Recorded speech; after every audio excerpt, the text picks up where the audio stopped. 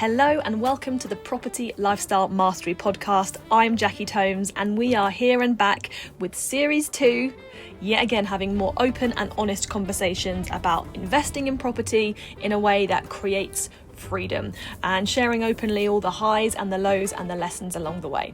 So beautifully along those lines, this week Dave is going to be sharing with you alongside Dom his biggest lessons from the last 12 months. Some big ones here around hiring, firing, refinancing, mayhem, and of course some big mindset shifts along the way that can really save you a lot of time, money and headaches. A really fantastic episode that you're going to absolutely love. So without further ado, here is Dom and Dave. David Wigram Tomes. Dominic Beechano. So you are a lifelong learner, as am I, I suspect, the people listening to this podcast. And one of the best ways to learn is to reflect on what has happened and think about ways to improve and, what went right, what went wrong, what are the takeaways that I can get from this situation, the events that have happened in our lives. So, Dave, tell me, what are the things that have happened to you, or the lessons rather, that you've got in the last 12 months that have really sort of made you more aware of who you are, and maybe as a result you've changed something about yourself? Amazing, Tom. Big question today. So I had to rack my brains a lot when I was presented with this question. I was like, okay, what have I learned? Obviously, we're looking at a whole year's worth of life experience. And literally, honestly, at first, I just couldn't siphon it down. But after a bit of meditation and clearing the mind, I did realize there were some major learnings last year that they were kind of maybe a bit more nuanced. And I think that's why I struggled at first, just a little bit nuanced, most of them, a bit more subtle in their learnings, but it's super powerful still. So the first thing that I realized was a massive learning last year was all to do with what's driving us as human beings. And in particular, what's driving us to make all of our decisions. We delivered a phenomenally enjoyable retreat for our clients back in September last year. Yep. And a big part of my delivery on that retreat was diving into kind of what's making people make decisions, why are they making the decisions they're making, how they're prioritizing, and really thinking deep and hard about what is the difference between someone who is super successful in a business and how they're making decisions, and in particular, how they're making decisions about what they do and when.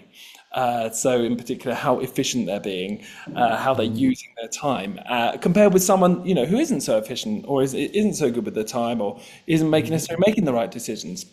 And it's one of those funny things. It's like, what is this difference that makes one person a massive success, a Richard Branson and Elon Musk versus someone who's going to end up, bankrupt and poor on the street, and we have personalities that are guiding our kind of decision making, but then I really wanted to get behind that and say, okay, so what's guiding the personality? What is it that in that very moment in time gets people thinking, I should do this at this time, I should do this right now?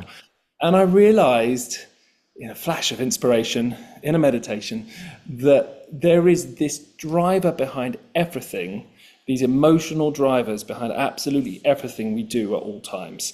And every moment you're making a decision, you're not aware at that moment in time that it's being guided by emotion.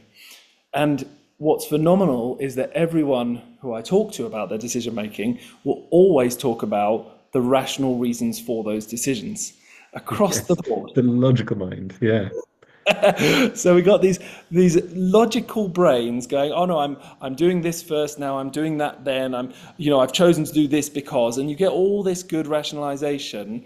But the truth is that behind that rationalization, first of all, came a very powerful, strong emotional driver, but just subtle one that you're not aware of. You're not aware of it because it's there happening all the time to you. And these emotional drivers are literally driving our everything on a day-to-day basis. When we get up, to the moment we go to sleep, every decision is being guided by our emotions around it, and we're just ignoring them. Right. So what are the primary emotions then that do drive us? Are there any that in particular that sort of jump out as Yeah, primary? absolutely. There are. And I think this is where it becomes really interesting because you have to become super self-aware. And we've talked about this a lot on other podcast episodes, the self-awareness piece and understanding what's holding you back or what's limiting you, the limiting beliefs, things like that. But in this respect, you have to be super aware of basically your fears, because it is the biggest driver of everything is the fear that something's going to go wrong, or the fear that someone's going to respond badly, the fear that you're not going to have a happy time or a nice time going out. There's just the biggest driver, I think, is people's fears, and it's a multitude of fears, and that emotional driver of fear is, I think, that job number one. Become aware of that. Yes. That is always causing you to make what is ostensibly bad decisions. And so about 77% apparently of our thoughts, so let's call it 60 to 80% of our thoughts are, effectively fearful or keeping us safe. It's kind of keeping us away from risk, trying to keep us alive effectively, because that's what the brain's main job is, to keep us alive. But we're kind of living in a much safer world than we were perhaps 2000 years ago, or even 100 years ago. So we don't need that fear quite so much anymore. I mean, you're not driven by fear, or are you? Are you? Is there a particular character trait or driver of more successful people that you've noticed? Yes, I do. I do think there's a driver. It's when they're coming from a place of inspiration. An inspiration place. So it's like you're either driven by the emotions, and the emotions are so often driven by fear. And obviously, you can have positive emotions. You can be driven by a passion or a love for something, and that can drive you to do something. And that's not always the best route either, because often you can end up spending too much time on something that you love, or pursuing something that you love that is in contradiction to potentially your life goals, because you're sitting there saying, I really want to achieve this and get to this level of wealth, this level of finance. But then in terms of your action taking, you're following, you're saying, oh yeah, I just spent too long on that thing because I really love doing it. It's really fun, or I'm in my flow doing it. But then actually it's sabotaging the greater goal. So the emotional drivers are kind of all there, and they're not all fears. It can be other things as well. But if you elevate above that into a place that isn't driven by emotion, you fall into a place that's more to do with inspiration. And inspiration for me is where you've transcended your emotional drivers, and now it's a place of pure clarity, of crystal clarity, where you're inspired by the goals that you have. You're looking ahead to the vision of where you're trying to get to, and every decision in the moment is directly linked to that inspired future that you see for yourself. And it doesn't matter whether it's something that you're a bit scared of, whether it's getting up in front of people to talk and do your elevator pitch. It doesn't matter that's something you might shy away from sometimes, or if it's actually confronting someone because they're causing problems for you in your business or in your life, and actually you need to confront them, but you'd often procrastinate on that because it's a bit hard to do, scared of how they're going to react. It doesn't matter all those things, because you have this inspired belief around where you want to be. You have this vision for the life you want, and you can see that with crystal clarity. So those decisions are easy to make, because you're just like, yes, when I've gotten on this stage and done this elevator pitch, that's going to drive me to the next thing. I'll find my investors there, or yes, I want to get this person removed from my life in a loving way, because actually they're a big part of what's holding me down, holding me in a certain place. And once I remove them, I can see I'm going to build a nicer team around me. There's this inspiration that is, when we talk about inspiration, I even feel it in my body. I talk about emotion and that type of thing. I start to feel it around my stomach and my chest. I really feel the word emotion there, right? Yes. And it's like a deep feeling, right? And so often emotion is a heavy thing. But then inspiration, when I say that word, even I can feel it. It lifts me up in my mind. It lifts beyond the body to the head, and I'm almost above. I'm just like, you're suddenly going into almost lighter mode. You're lighter. You're like, wow, I want to be inspired so that I can walk on the clouds, basically. I think those most successful people are the ones who are driven by this inspiration. And it's just like, it doesn't matter what challenge you face, because you're inspired to get past them, and you won't be making decisions based on those negative things that are actually holding you. Okay, so I think for the audience, it's important to differentiate. What you're saying is from what I understand, is that there's a difference between an emotion like fear, which could feel heavy and you feel it in the gut, for example, and inspiration, which is a feeling. So there's feelings and there's emotions, and emotions, according to science, Dr. Joe Dispenza and others, is a memory of the past. Whereas a feeling, instinctive, like intuition or inspiration, it feels a lot lighter and it energizes you. So it is, yeah, it's a feeling. It is still a chemical reaction in the body, but it feels very different to an emotion, which is effectively a memory or possibly a fearful memory of the past.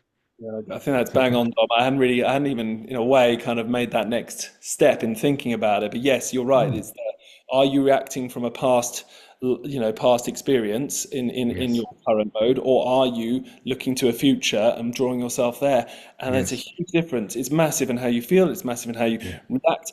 And actually, one of the biggest things I learned or realized in the last 12 months around this was the fact that those emotional drivers are so often they're the root cause of everyone not having enough time and feeling overwhelmed, Mm, right? mm, These are two of the okay. biggest problems we have as entrepreneurs and business owners. We are literally Yeah. like juggling too many balls, trying to make things happen that aren't necessarily clear cut. Yeah. We're Yeah. following paths that aren't necessarily something we're comfortable with, right? And all of those put stress on your system in some way or another.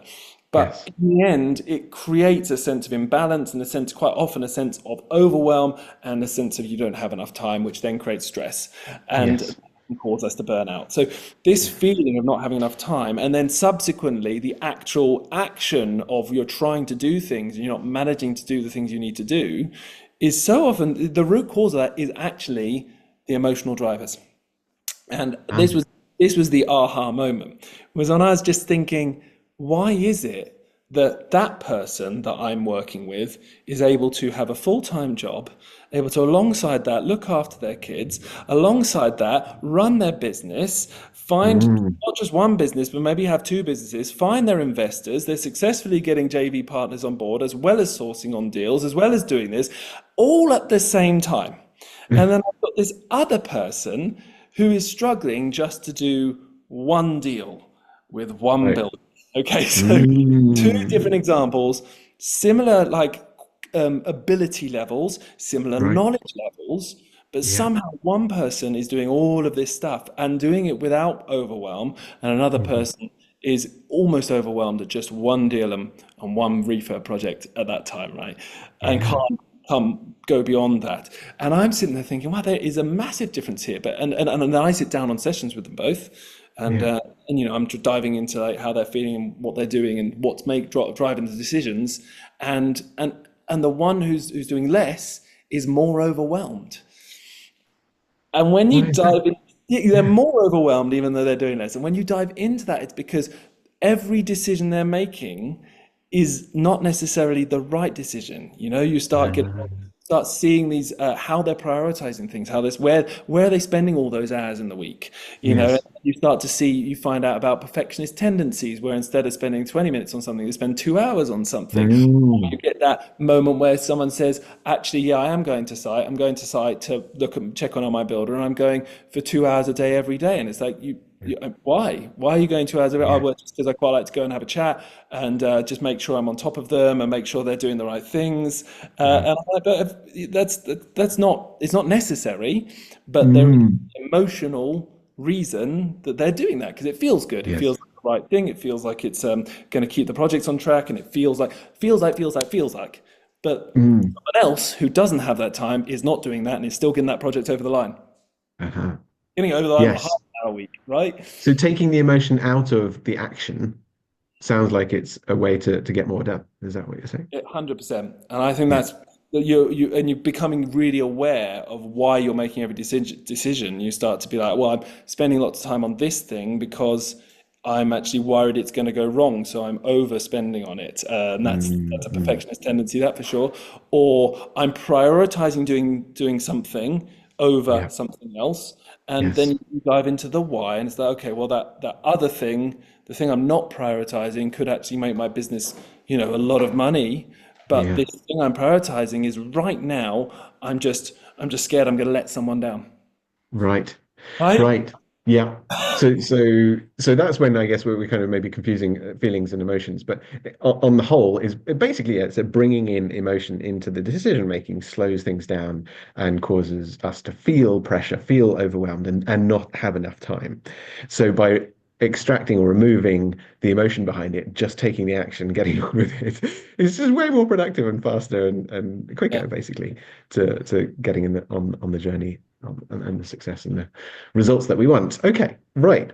So is that two different Two learnings, different or is that the ones. same one? It That is is two. two that are linked, but in the end result of the two, it's almost like the emotional drivers is the key, and the time is Mm, not time is not the problem.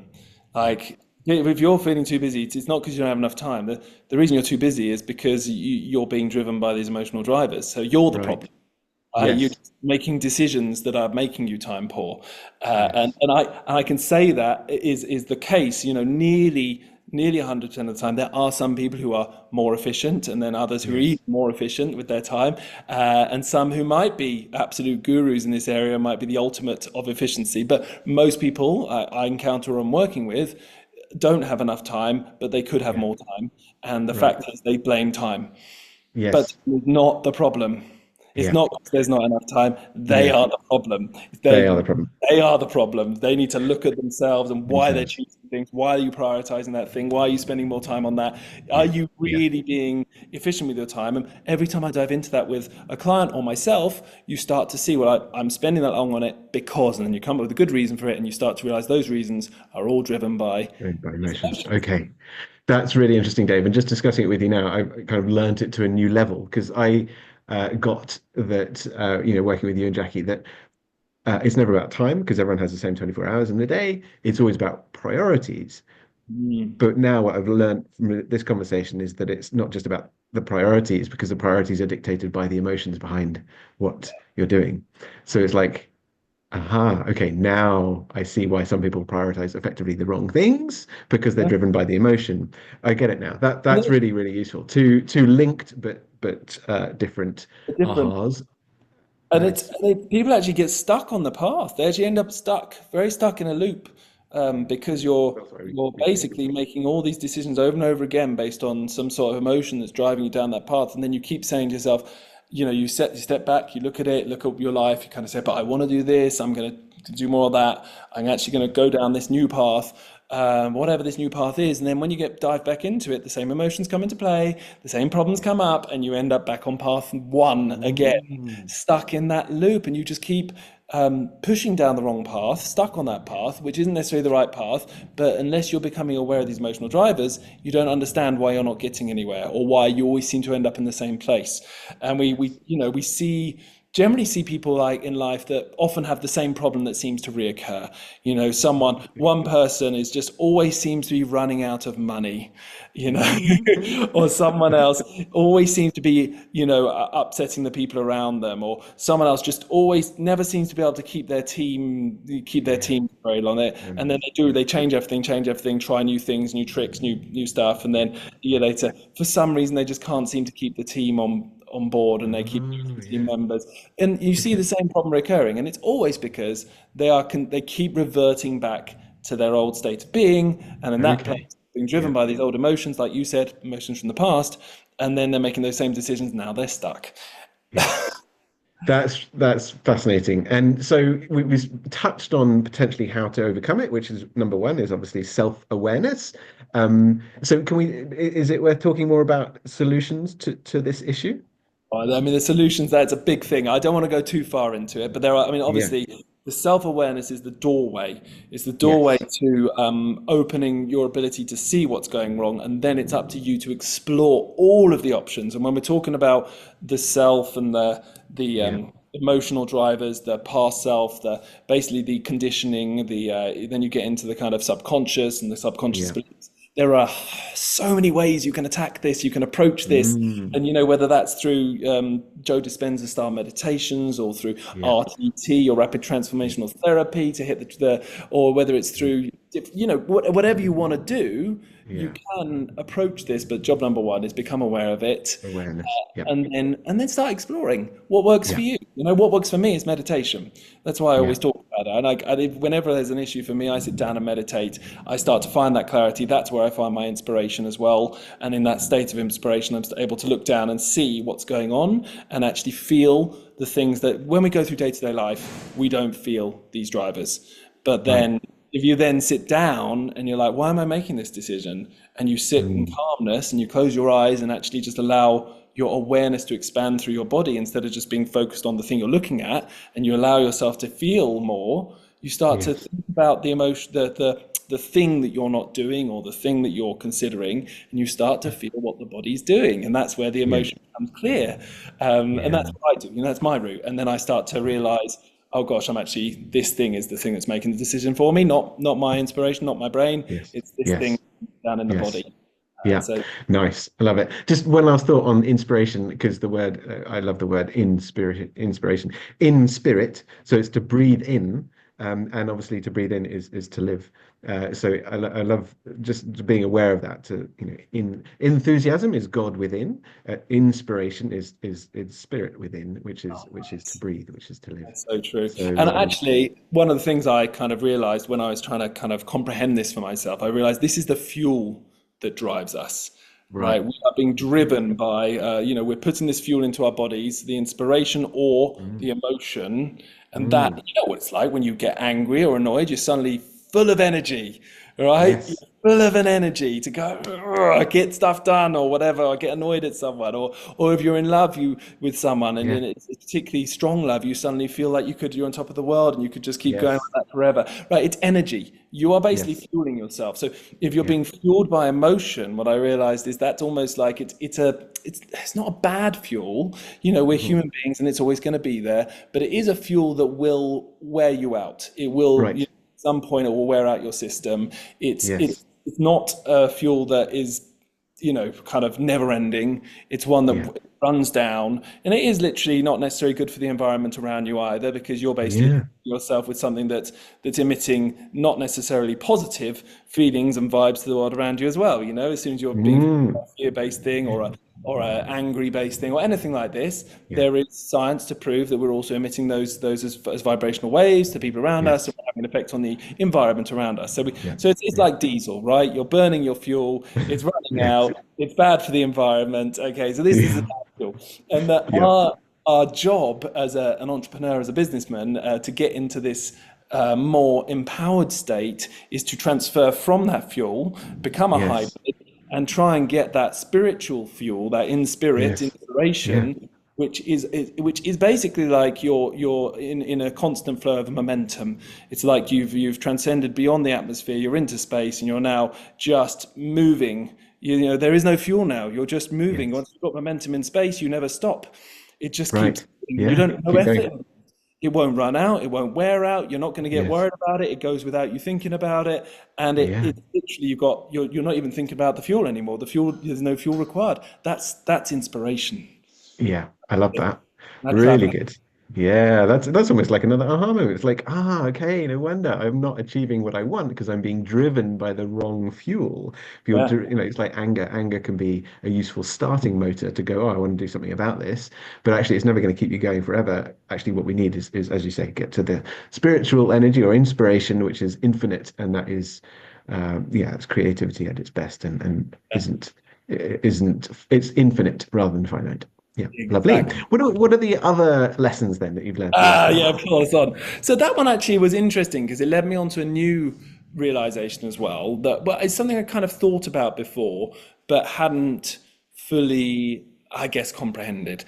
And it was this concept when I was realizing that I'm driven by these emotions and I'm just as bad as everyone else, and it's been a journey for me as well to inspire myself and move beyond where possible, but I'm still a hybrid, still a mixture of the two. And I realized that quite often for me, the fuel comes from the emotional fuel is being driven by other people's opinions. So I suddenly start looking at every decision I'm making and I'm seeing that really I'm not making decisions, other people are. And all these other people have opinions, and I'm surrounded by people with their opinions of the world. And I'm basically stuck in a position where I'm trying to kind of pander to those opinions or make sure they don't have bad opinions of me or of the things I'm doing. And that can be in the smallest level, full stop. Just to like choosing to send one email to one person over an email to another person, like whose opinion is it that's driving you to send that? And you realize, Right. on a very minute day-to-day task, often you're choosing to send the email to the person who you're concerned that their opinion's going to shift, or they're going to get annoyed at you, Oh, or they're not going yeah. to have a good feeling about you, or they might, Yes. something about their opinion is driving that. Even Yeah. on the flip side of the coin, you might choose to send the email because you feel like the person's going to be really happy about it, and they're going to get like they're going to get that email from you, and they're going to be in a better place, and then you're like, oh yeah, I really, I want to give that person, Impact them. Yeah. impact that person, and it's a really positive thing. Regardless, either way, it's other people's opinions that are driving you there, and Yes.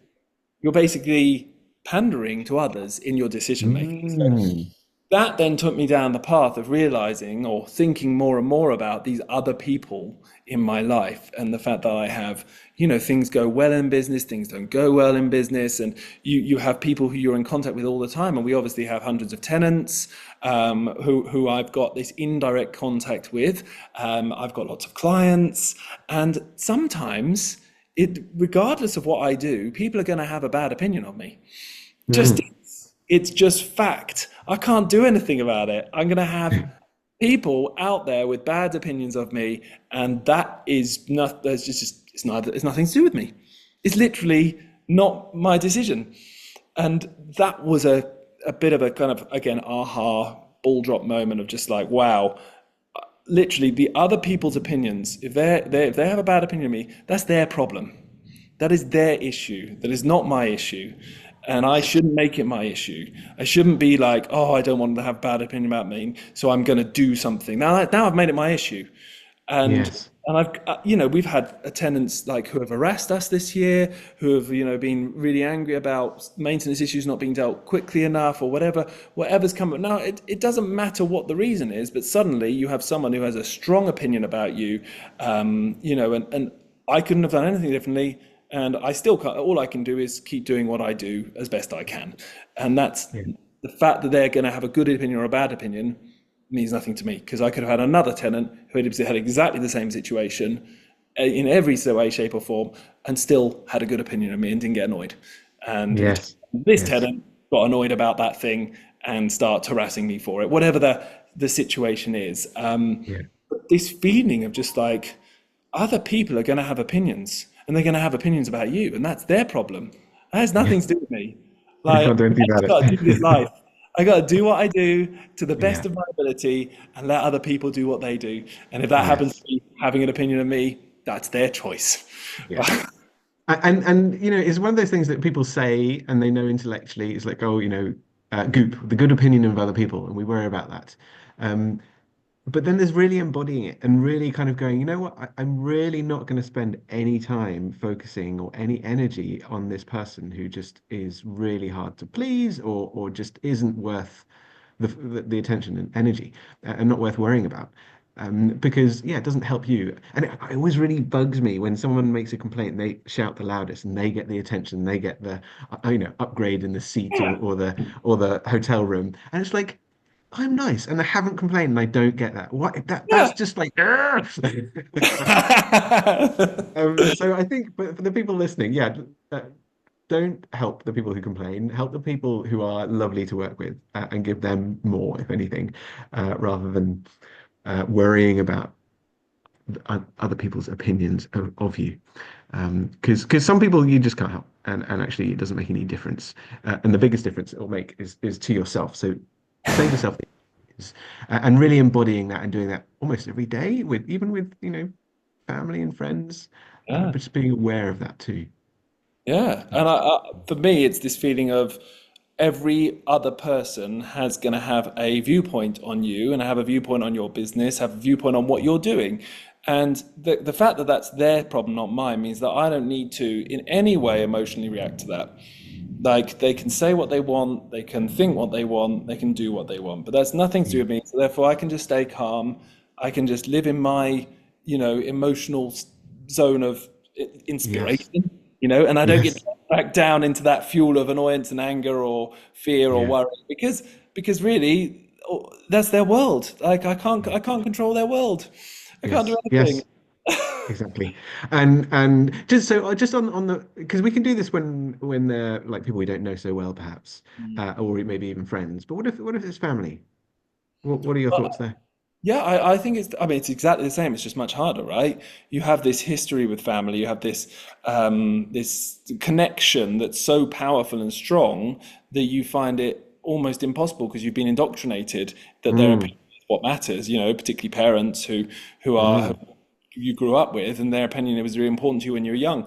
But it makes no difference, right? In the end, their opinion is their opinion, and if your parents are going to go through a bit of a tough time in at some point in life, and then shift their opinions of you because of it, that doesn't mean you have to then go and change how you act, change who you are, change what you're doing to try and appease their change in opinion.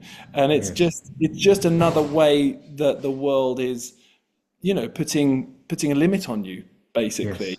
And if Yes. someone, in the end, the people for me, the people it really matters about looking after and spending the time with are those who really care about me. And for Mm, me, those who really care about me are those who want the best for me and yes. want me Right. to be doing what I love and want me to go and take on the world if that's what I so desire. Those who are basically 100% unconditional supporters. And these Yes. are the people Love it. who I want in my life. And if someone's going to be a negative Nelly, and Yeah. it doesn't matter if they're a friend or a sister or a parent, if they're going to be a negative Nelly, then that's an opinion that isn't helping me. So therefore, Right. I'm not going to let it affect me. They can be a Yeah. negative Nelly, and they leave that to them. Yeah. That's fine. Yeah. I I like think that. Sorry, go on. what was the book? What was the book that Jackie read recently? The courage to be disliked. And I think that she read that around the time I was having this epiphany. Yes. So funny, We you have both, two things yeah, come together. both Courage to be just like experiencing it. brilliant book. She told me a Yes. lot of things. She sits in bed reading, and then she tells me all the Yes. good bits. I feel like I've read the book Yes. sometimes. It's good to be able to have that discussion with your partner about these things because it definitely helps embed the learning to a greater degree. Excellent. Well, I love that you brought that one up because it links very much to something I'm going to share next week in my podcast with you on my lessons too. And it's not dissimilar, but in a different nuance to it. But anyway, that's coming next time. What about any others? Any other lessons? So I've got a couple more. These are simpler ones. I'm not going quite so deep with these. And Okay. actually, the next one is really one that was a relearning and a real Mm, deeper embedding of it. So it is the concept that basically you've got to hire slow and fire fast.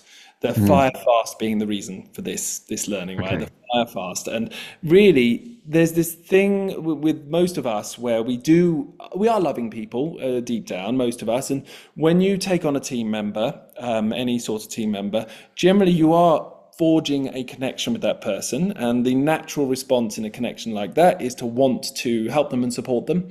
For Yes. both of us, right? And there's that natural tendency to really just give them the support and make sure they've got everything they need, and that when they're struggling, that you give them extra rope, and this kind of Mm, feeling of making sure that they're being looked after, which is mm, all great as a concept. But what I kind of realized this thing, you've got to give some support and hmm. see if they respond well to it. And that's the Right. part that I think we all miss. And that was the Uh, learning this year. Is like I was like, okay, well, where's the balance between support and then actually it's not working out, I'm firing you. That concept, yes. right? Yes. So for me, it was the realization, right? You've got to give your support. And I had two team members start this year, and both of them left. Um, Hmm. you know, they left or I fired them, either way. But Hmm. within roughly 3 to 4 months, that took that process of them starting with me and then leaving. And the fact is that I did give them support. I gave them lots of support, and then I saw if they responded. And the truth is that they didn't respond in a way that I think, when I reflect on it, was good enough to show that they actually had what it took to be a Yeah. good team. And I reckon I've already in the past, like go back 5 years, those team members would have probably been with me for 6 to 12 months. You know, Right. I'd have been, Right. Okay. maybe I'd have been like supporting them, like trying to solve their problems for them, like really trying to help them through it. And regardless what the reason is, Yeah. it wouldn't have worked out. It never was going to. So it was this realization: you've got to give the support, see how they respond, and if they do grab that lifeline and respond well and buck up and give you what you're looking for immediately, now Yeah. you know you've got a potential person. But if they cannot Yeah. respond to that support, then it's just sadly not going to work. And it Can was you give an example of the type of support that you would look at, that okay. you would give and So what the response would be? I, I had a team member who was struggling with filling out, certain basically doing new paperwork, doing new legal stuff, Okay. and struggling to do it right, which was fine. And then I had a call with him where I just basically pointed out, I asked him the point blank, what are the issues here? In all candor, like, is it because you're not, you haven't got the skill set to deal with this stuff and it's just Yeah. not in your flow? Is it because you didn't understand it, but it just didn't make any sense to you? What is the reason? Or is it because you didn't have enough time? Like, what is the reason that this issues happened, these mistakes happened? And we had a conversation about it. And off the back of that, this team member decided to basically hand in his resignation. He did a backhanded resignation. So I had a candid Oh dear. conversation. It seemed like it went down well. And then he handed in his resignation. So what I've done there, and I did it in a loving way.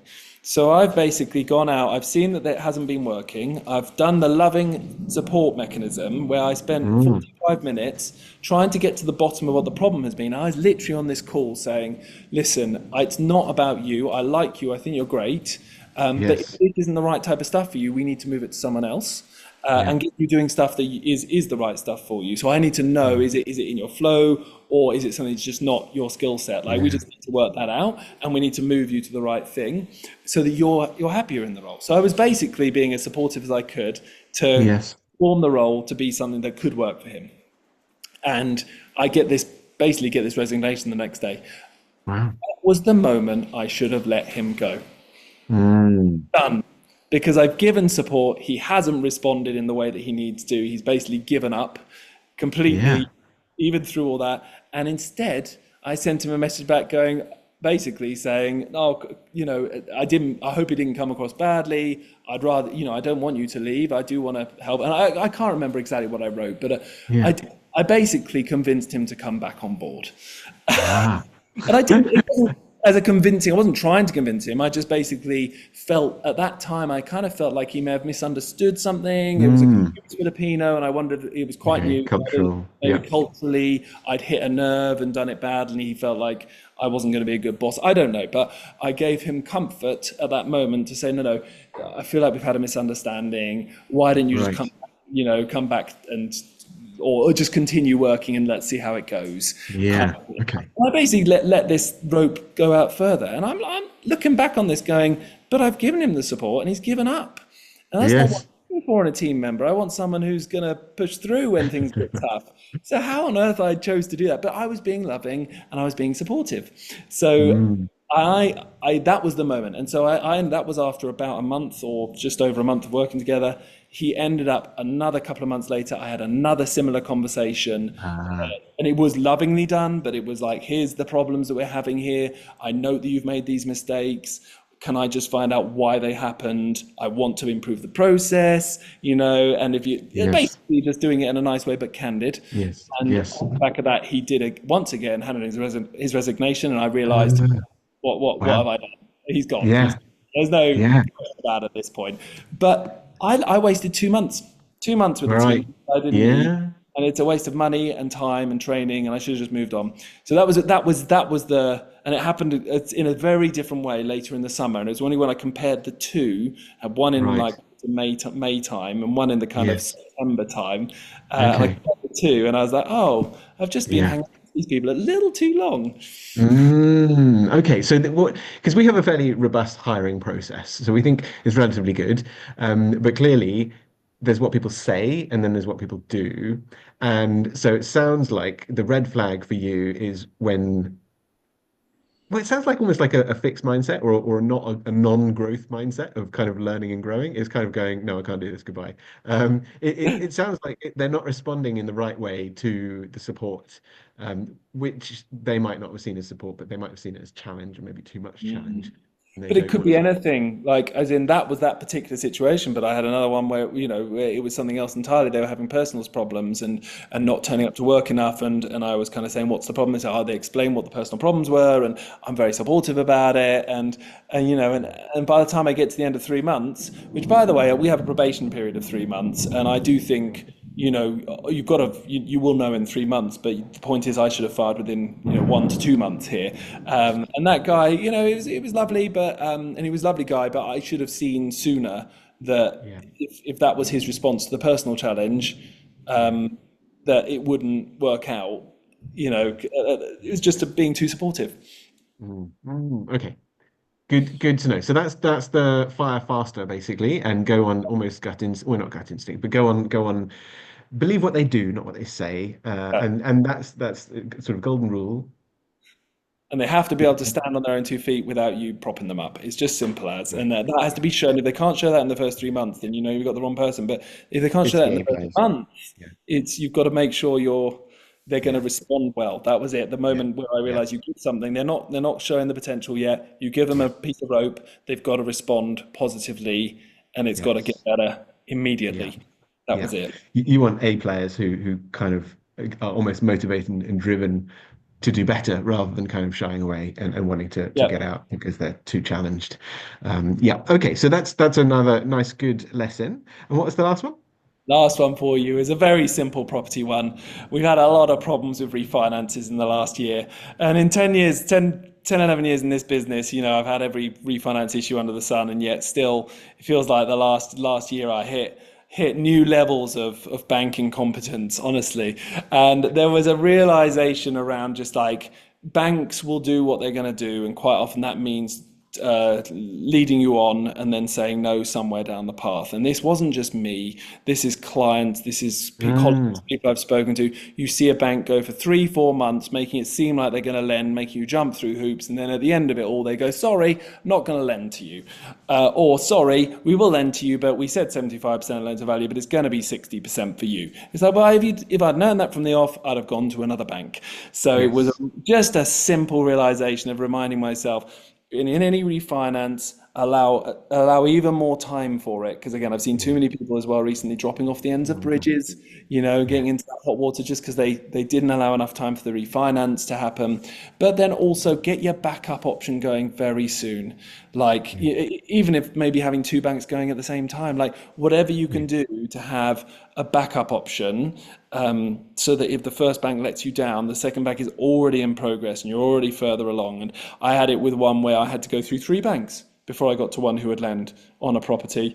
And bank number one let me down. And when I got to bank number two, I was already lining up bank number three at that point. I was like, I don't trust this anymore. And I was already saying to bank number three, will you accept the valuation from bank number two, and trying to get that lined up, even though I was still in with bank number two.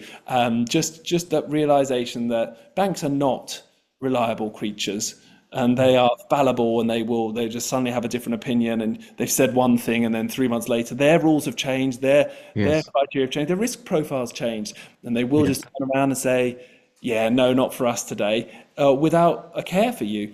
It's a simple reminder, refinances, they're not for sure. You want to get that backup option going as soon as you see any potential hitches coming your way, or if you've got a particularly complex deal of any sort or an unusual tenant, might as well get two going at the same time and allow as much time. So I had 3 refinances this year, all of which the minimum time it took was 6 months for a refinance to happen.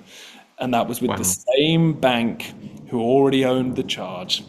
And if you'd have told me that 3 years ago, I'd have said, no way, no way. No, 6 months when they already own the property charge. And that was 6 months. And 2 of those refinanced, because I went to other banks first, took around 12 months. And I was stuck on a variable rate for at least 10 of those months. So I was up at 8.6% for 10 months on roughly £2 to £3 million of lending. Wow. That was That's a joy. nuts. It does make me. I have a theory about this. I actually think that banks take on more deliberately. They take on more clients than they're ever going to lend to, just to show the ombudsman or whoever might be looking that they turn people down. And I think we should, yeah, as you say, have two or three lined up because you know what, you cannot rely on and put all your eggs in one basket. Just always have more than one potential mortgage for that property because it otherwise you're shooting yourself in the foot because they could just turn around for any reason and decide, oh no, sorry, for all Yeah. the reasons that you just mentioned. So yeah, have multiple mortgages. Okay, that's lovely, Dave. I love those 5 lessons from the last 12 months. Thank you so much for joining us on this latest episode of the Property Lifestyle Mastery podcast. This time next week, you'll be joined by myself and Kim Opsala, who is our special guest from Como Properties, who is also a lover of van life and is going to be sharing how she has travelled Europe whilst also doing property deals. So a really nice conversation between the two of us talking about structure versus freedom and what the different benefits are of working in different time zones. So a really amazing episode. So until then, have a great week ahead.